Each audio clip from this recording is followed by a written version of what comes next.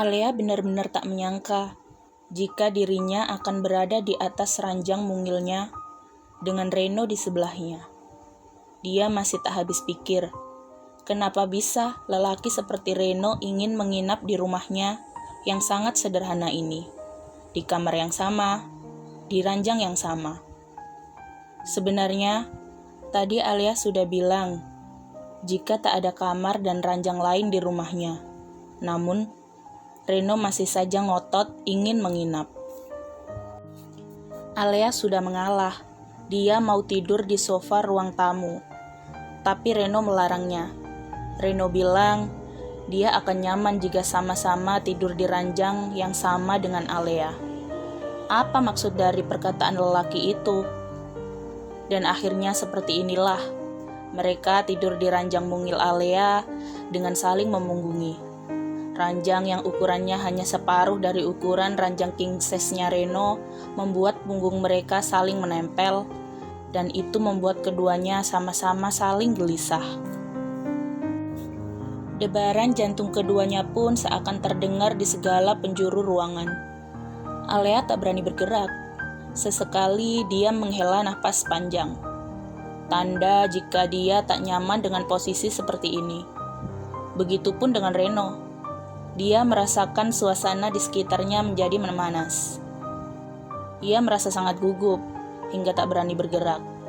Padahal ia tak pernah segugup ini ketika berada di atas ranjang dengan seorang wanita. Kamu gak bisa tidur.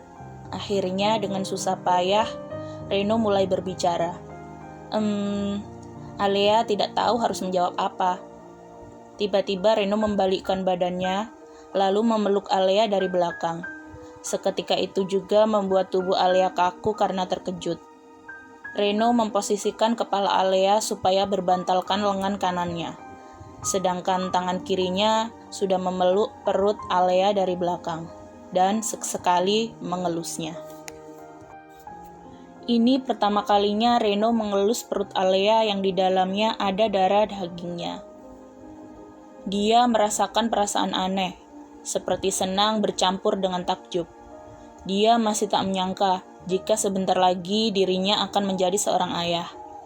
Alea pun demikian. Tubuhnya semakin menegang karena sentuhan Reno.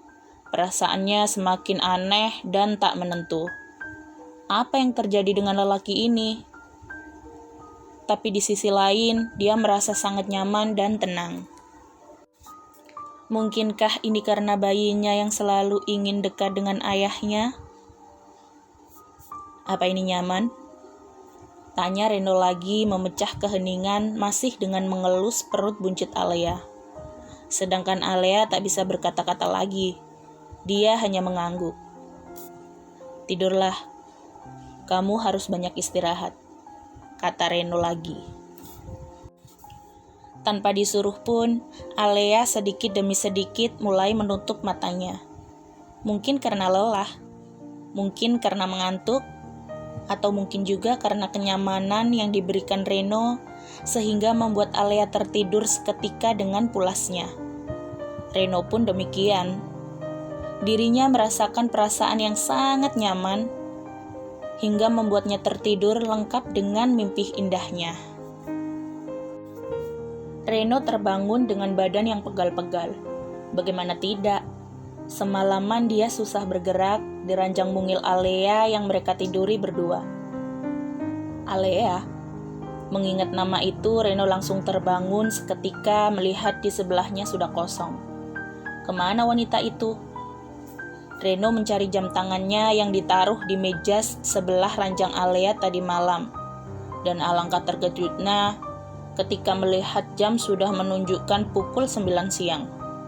Sial. Pagi ini dia ada rapat penting. Bisa-bisanya dia tidur sampai siang. Reno lalu bergegas memakai pakaiannya kembali. Ya, karena dia tak bisa tidur jika tidak bertelanjang dada, makanya tadi malam suka tak suka, dia tetap tidur dengan bertelanjang dada tanpa menghiraukan Alea yang memandangnya dengan tatapan gugupnya. Ketika Reno keluar dari kamar Alea, aroma menggiurkan itu tercium oleh indera penciumannya, aroma masakan. Apa Alea sedang memasak? Reno lalu bergegas mengikuti aroma masakan itu, yang ternyata menuju ke arah dapur. Dan benar saja, di sana sudah ada Alea yang sibuk memasak sesuatu. Reno memandangnya dengan tatapan tak terbacanya. Reno mencoba mengalihkan perhatian Alea dengan berdehem. Alea akhirnya menoleh ke arah Reno.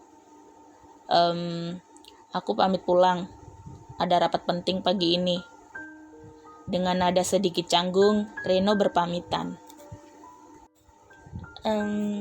Tapi aku sudah masak.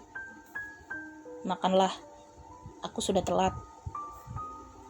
Tunggu, kata Alea sambil mempersiapkan sesuatu beberapa menit kemudian. Aku tadi masak terlalu banyak. Sayang kalau dibuang. Mungkin Mas Reno mau makan ini nanti siang. Jadi Mas Reno bawa aja. Alea berkata sedikit lebih panjang dari biasanya sambil menyodorkan sebuah kotak bekal kepada Reno. Reno memandangnya dengan tatapan tak percayanya. Bekal? Astaga, bahkan saat TK pun dirinya tak pernah membawa bekal dari rumah. Dan sekarang, ada orang yang menurutnya masih asing memberinya bekal saat umurnya sudah menginjak kepala 3. Apa dia akan menerimanya? Kenapa? Mas Reno gak mau. Memang, ini cuma nasi goreng biasa. Tapi... Sini aku bawa. Kata Reno singkat sambil menyambar bekal pemberian Alea. Alea pun tersenyum senang. Sedangkan Reno masih bingung dengan apa yang sudah dia lakukan. Astaga, hanya dengan memandang wajah sendu wanita di hadapannya ini saja, ia tak akan bisa menolak permintaannya. Benar-benar sudah gila. Lagi-lagi Reno melamun dengan memandang kotak bekal yang ada di hadapannya. Tutupnya sudah dibuka, menampilkan nasi goreng yang terlihat sederhana dan biasa-biasa saja. Jika dia biasanya memakan nasi goreng dengan topping aneka macam seafood, sayuran, kacang polong, dan lain-lain, maka berbeda dengan nasi goreng ala Alea yang berada di hadapannya saat ini. Terlihat benar-benar biasa, hanya ada beberapa potong sosis, sawi, dan telur orak-arik yang menghiasi nasi goreng tersebut. Astaga, bahkan mungkin orang yang melihatnya tak akan tertarik memakannya. Tapi entah kenapa itu sangat berbeda dengan Reno. Dia semakin penasaran. Dicobanya sesuap nasi goreng tersebut dan ternyata dia pintar masak. Kata itu yang terlintas di pikirannya. Ini bahkan lebih enak daripada masakan koki-koki yang biasa memasakkannya. Ini bahkan lebih menggiurkan daripada tampilan luarnya saja. Apa Alea juga seperti itu? Sialan. Kenapa tiba-tiba dia menyangkut pautkan masakan dengan Alea? Tapi masakan ini benar-benar enak. Sepertinya ia akan ketagihan. Tiba-tiba pintu ruangannya dibuka oleh seseorang. Lo telat lagi ya pagi ini? Tanpa basa-basi, Rama langsung mengkritiknya. Lo sudah seperti satpam perusahaan gue aja. Mau gue telat juga terserah gue.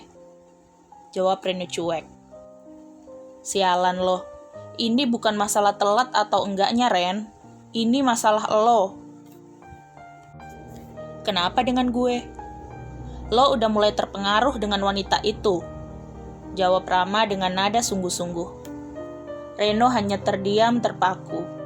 Apa benar yang dikatakan oleh Rama? Apa mungkin dirinya sudah mulai tertarik dengan wanita itu?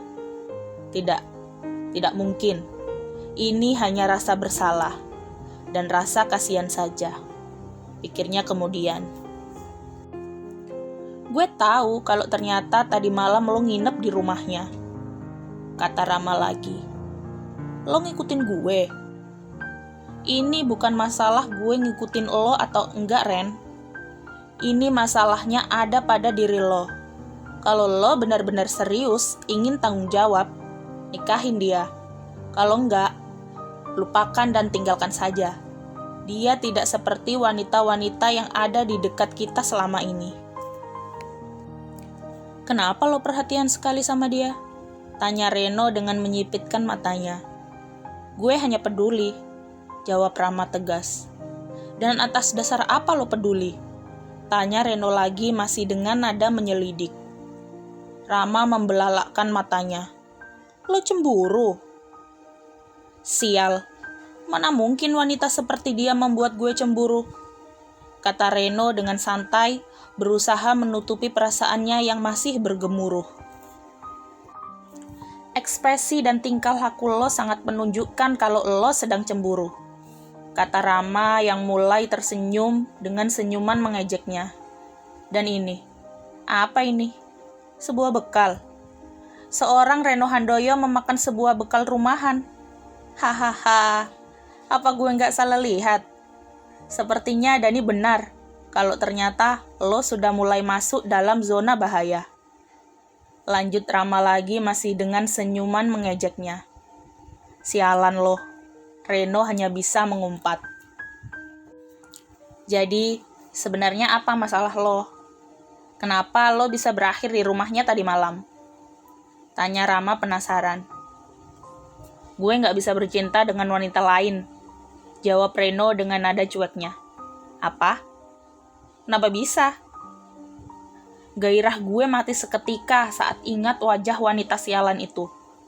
Kali ini Reno mengatakan itu dengan nada kesalnya. Bahkan si Maya bilang kalau gue mungkin sudah impoten.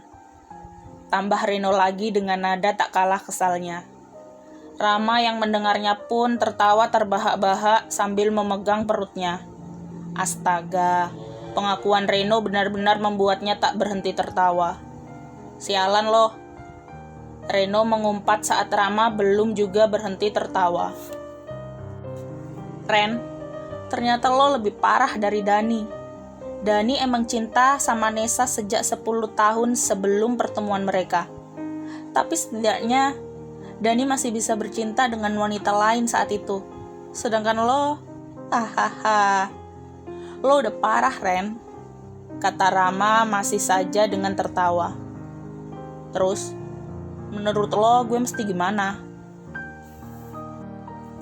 Ajak dia bercinta, jawab Rama dengan cepat. Brengsek lo, mana mungkin gue bercinta dengan dia lagi? Kalau lo masih bisa bercinta dengan dia, setidaknya itu membuktikan jika fisik lo masih normal, dan hanya otak lo yang sudah kacau, jawab Rama menjelaskan. Sial, haruskah Reno melakukan ide Rama? Bersambung, nantikan episode 9-nya ya. Jangan lupa like, comment, share, and subscribe. Bye-bye.